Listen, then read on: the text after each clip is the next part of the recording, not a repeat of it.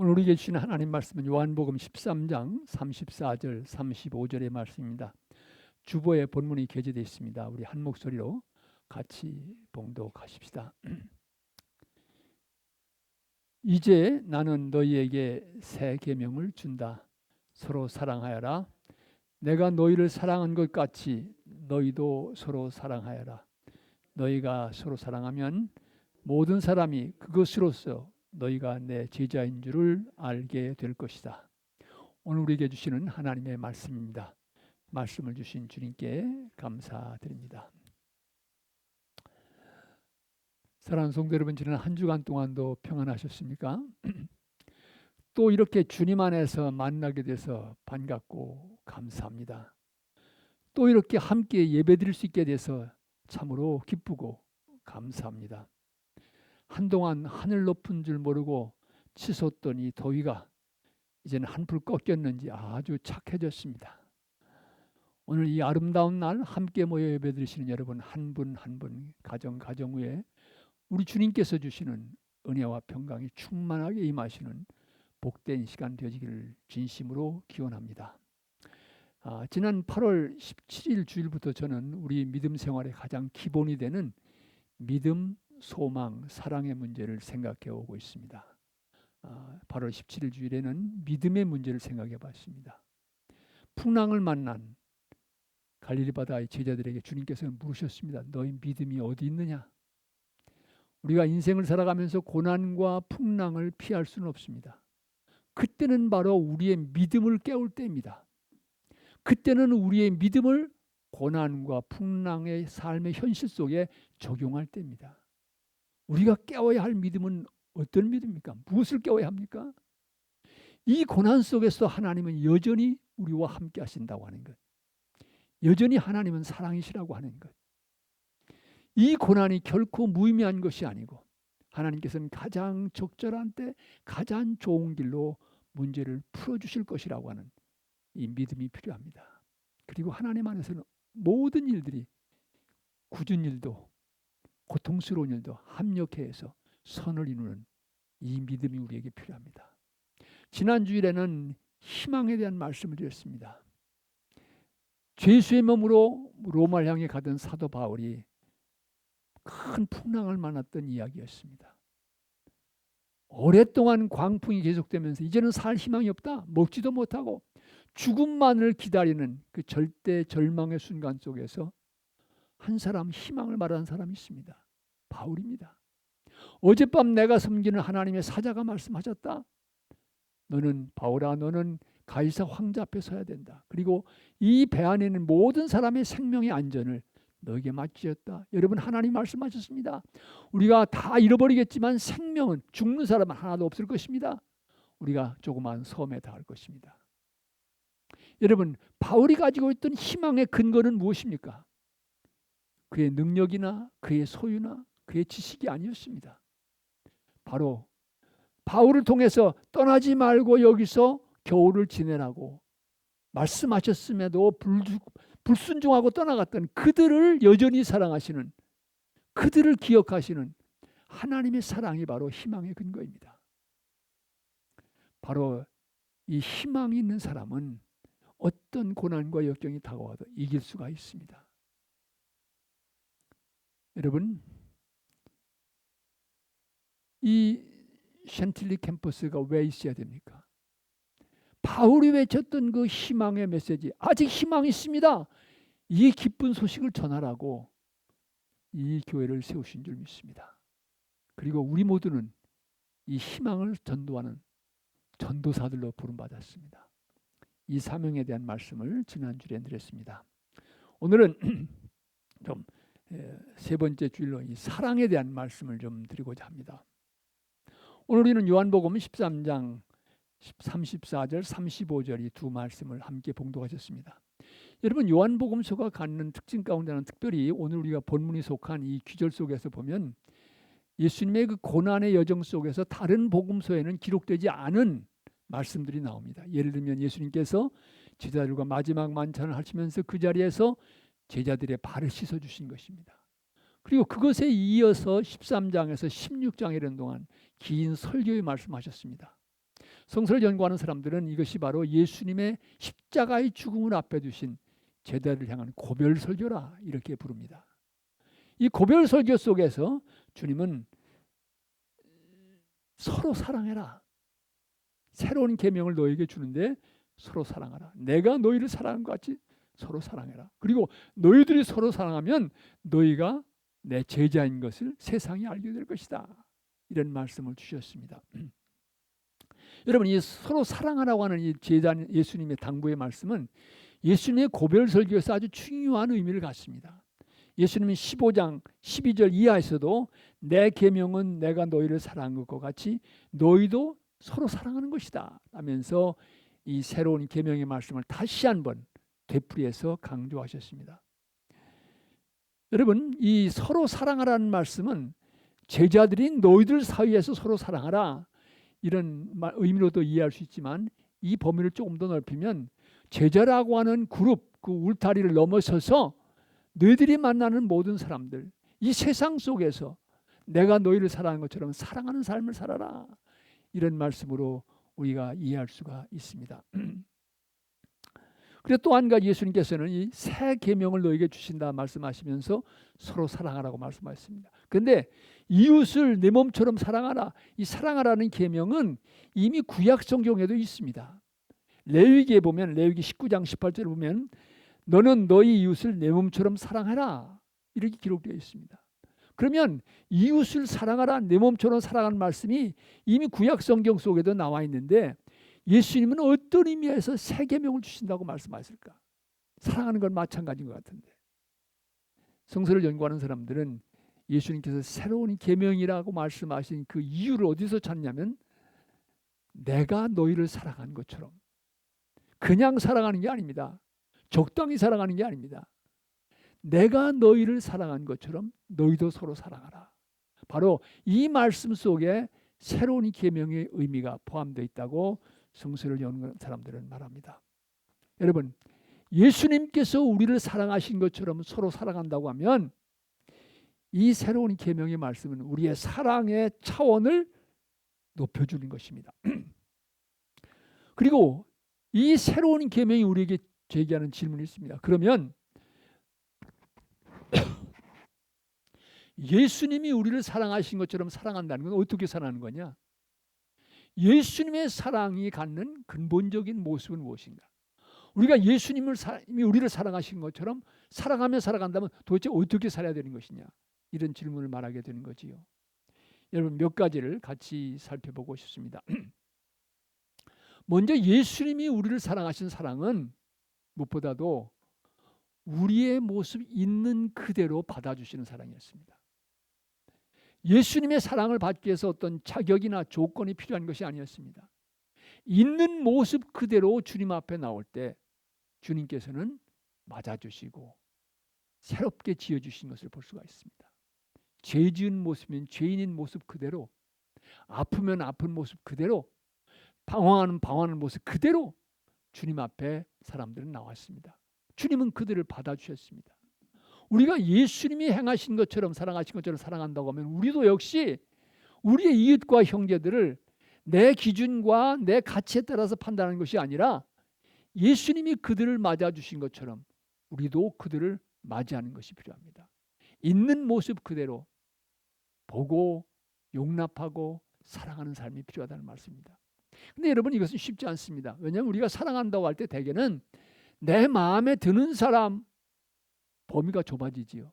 또 그 사람 가운데서도 내 마음에 드는 점, 단점이나 모자라는 건 빼고 내 마음에 드는 거, 그거는 내가 사랑한다. 이렇게 되기 쉬운 것입니다. 우리의 사랑이라는 것은 대단히 폭이 좁습니다. 근데 우리가 주님께서 우리를 사랑하신 것처럼 살아간다고 하면 어떤 사람이든지 또 어떤 모습이든지 사랑할 수 있어야 되지 않느냐. 이 과제를 우리는 안게 되는 것이죠. 여러분, 이렇게 있는 모습 그대로 받아들이고 사랑한다는 것은 무한한 인내를 요청하는 것입니다.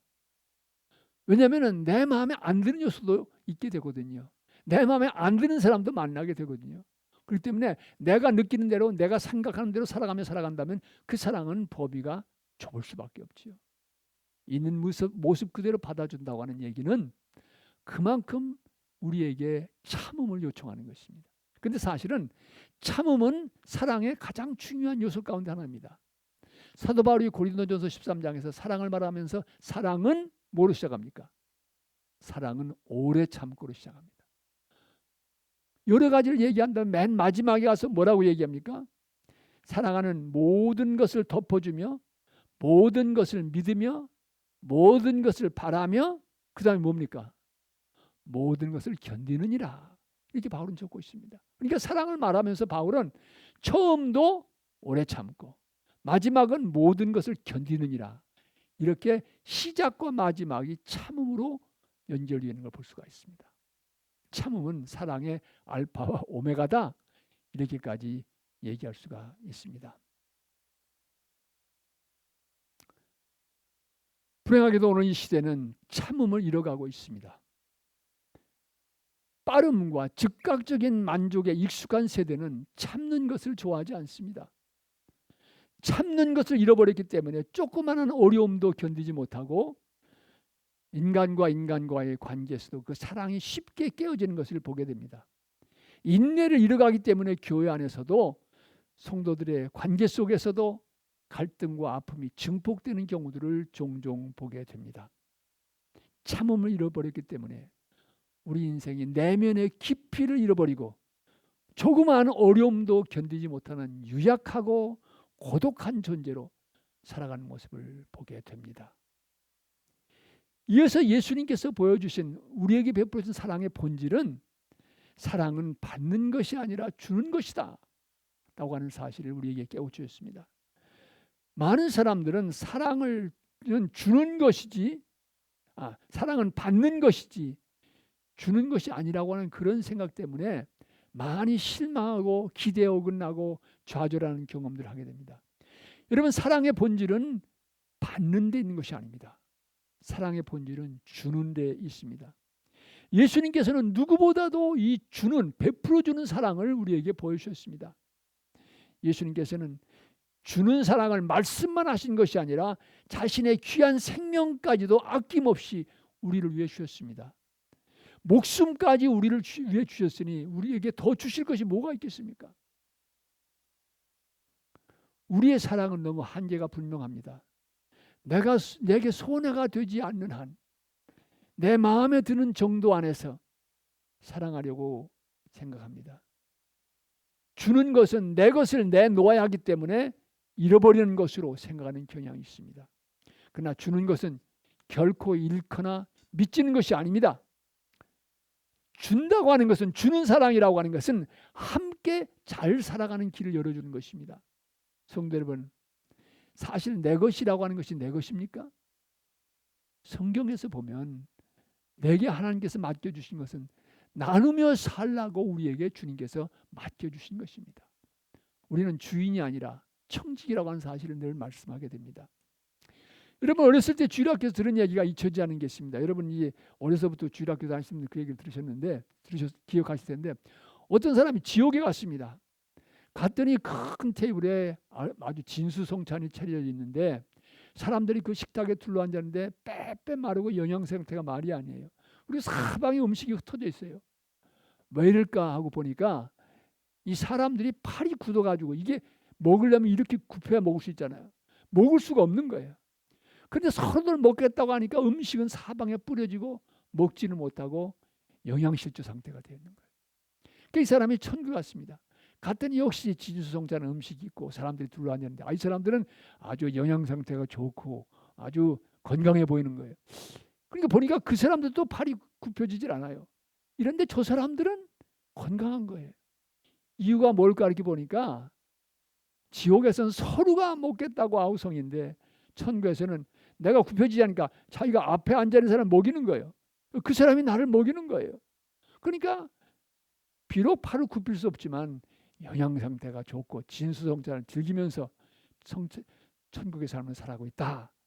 어렸을 때 들은 얘기인데 여러분, 잊혀지지 않은 얘기입니다. 네?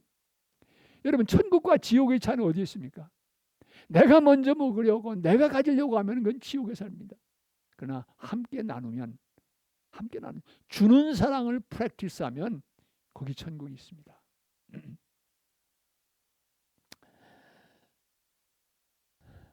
참된 사랑은 받는 것이 아니라 주는 것이다. 함께 나눔으로 우리는 함께 살아가는 아름다운 세상을 이루어갈 수 있다. 예수님께서 우리에게 베푸신 사랑은 바로 주는 사랑이었습니다. 이 사랑 때문에 우리도 살고 너도 살고 나도 사는 이 인생이 가능해진 것입니다. 예수님께서 우리에게 베푸신 사랑의 또 다른 모습은 바로 격려하는 사랑입니다. 격려. 저는 산상보훈에서 예수님께서 제자들 앞에 놓고 뭐라고 말씀하십니까? 너희는 세상의 빛이다. 너희는 세상의 소금이다. 말씀하셨는데 사실 보면은 진짜 그럴까 생각하게 돼요. 왜냐하면 오합지졸들이거든요. 사실은 뭐 백그라운드도 별것도 아니고 공부도 많이 하는 사람들 아니고 그들 앞에 놓고 예수님은 너희는 세상의 빛이다. 소금이다 말씀하시는 거예요. 너희는 이 다음에 빛이 될 것이다. 그게 아니라 지금 이 모자란 모습을 보면서도 소금이다, 빛이다 말씀하신 거예요. 예수님이 제자들을 격려하시는 그 모습을 여기서 보게 되지요. 그들은 참으로 이 세상의 빛과 소금이 되었습니다. 이 땅의 역사를 바꾸는 그리스도 일꾼들이 되었습니다. 사랑하는 성도 여러분, 우리가 자라가는 과정에서 듣게 되는 여러 가지 말 가운데 가슴속에 상처를 주고 훗날 후유증을 안겨주는 말이 있는가 하면 어려움 속에서 희망을 주고 용기를 주는 말이 있습니다. 따뜻한 사랑으로 격려하는 한마디 말은 한 사람의 인생을 바꿀 수 있습니다.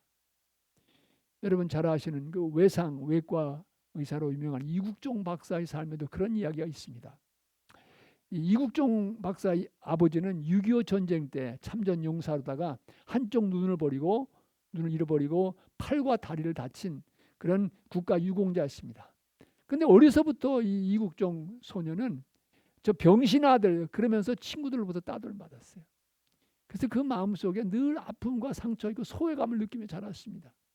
그가 중학생이 되었을 때 축농증이 심해서 이제 치료를 받기 위해서 병원에 아버지 국가 유공자 진료 카드를 가져가면 다 쳐다보고는 그냥 무시해버린 거예요.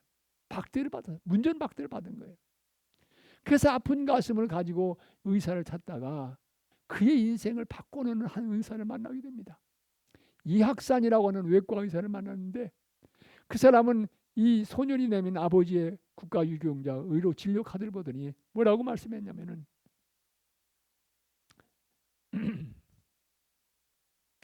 아버지가 참으로 자랑스럽겠구나 이 말을 한 거예요. 그리고 돈을 받지 않고 이 소년을 정성껏 치료해 주셨습니다. 그러면서 너도 열심히 공부해서 꼭 훌륭한 사람이 되거라 이렇게 격려해 주었습니다.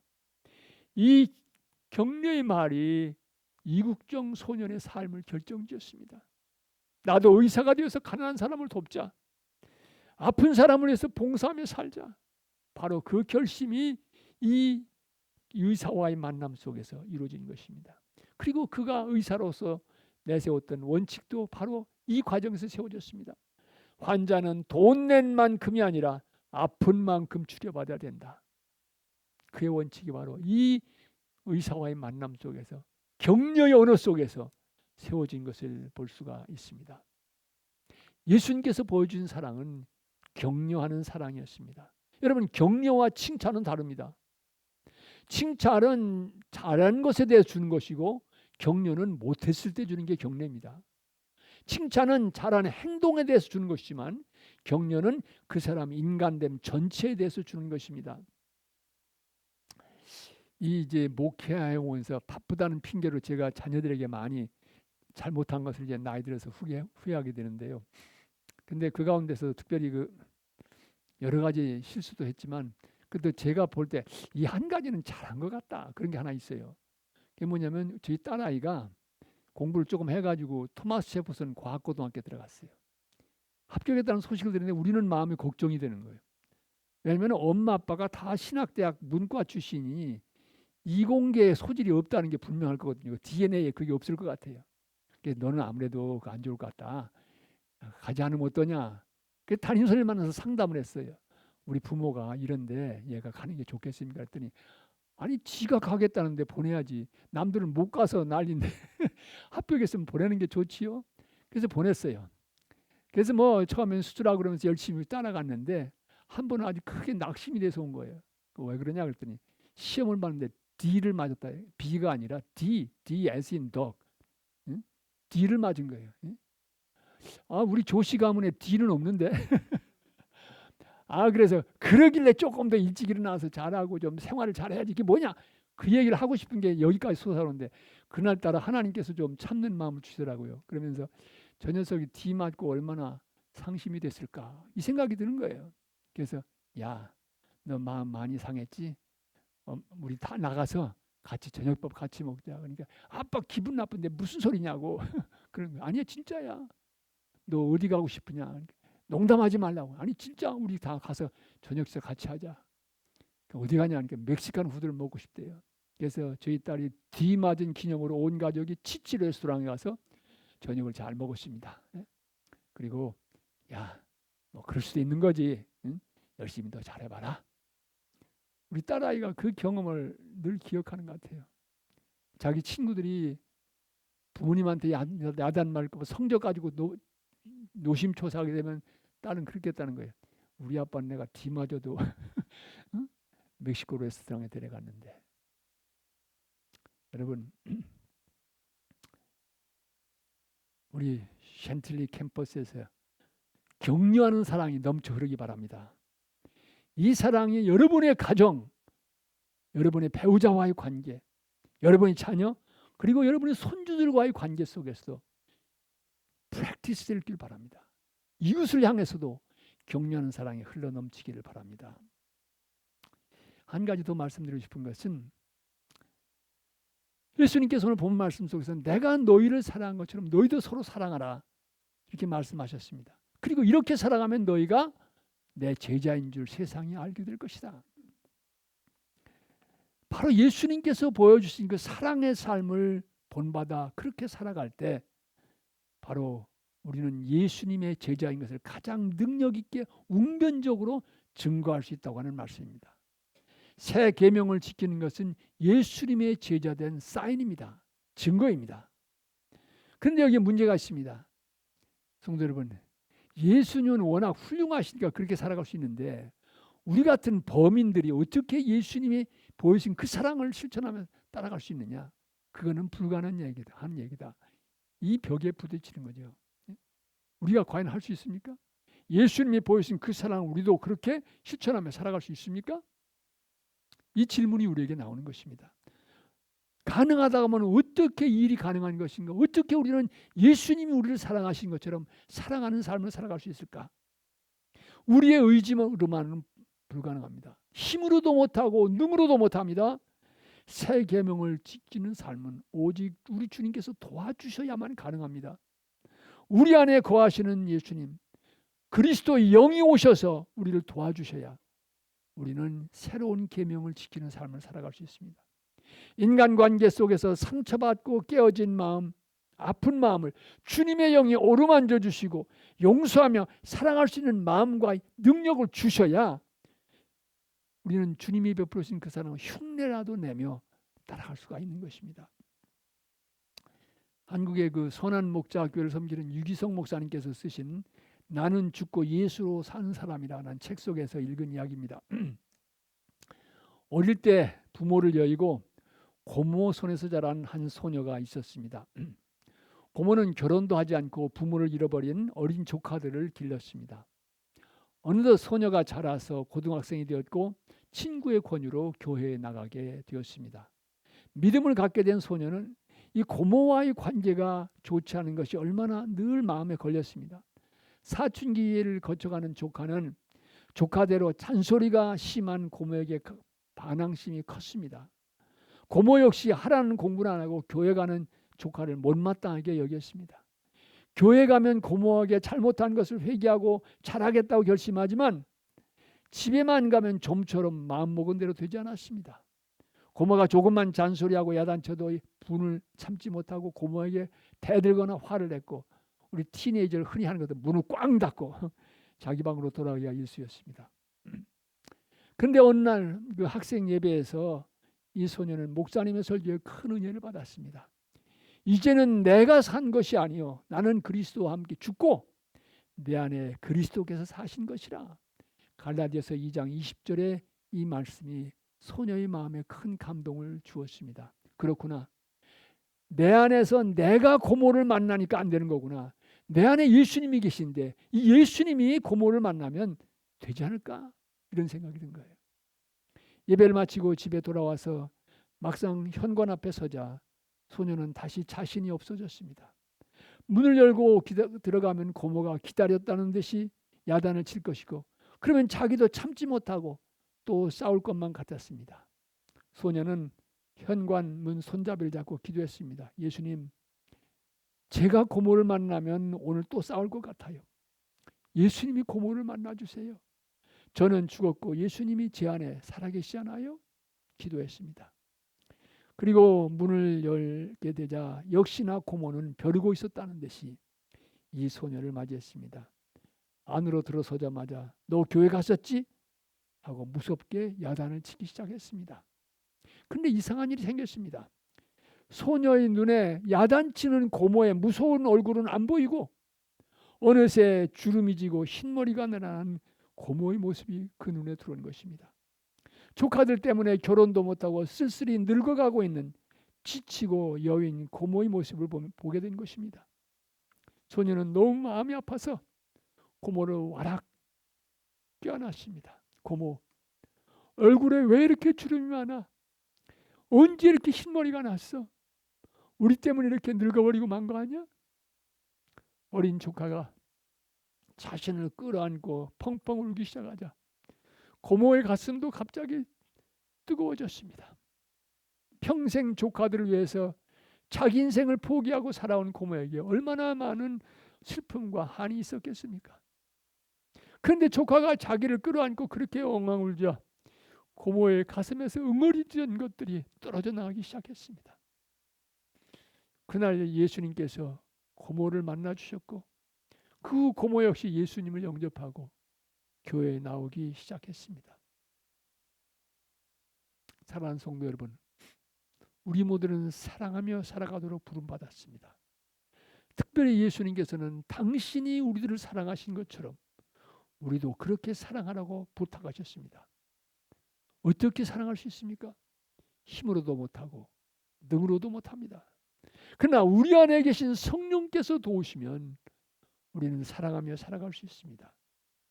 새 계명을 살아낼 수 있습니다.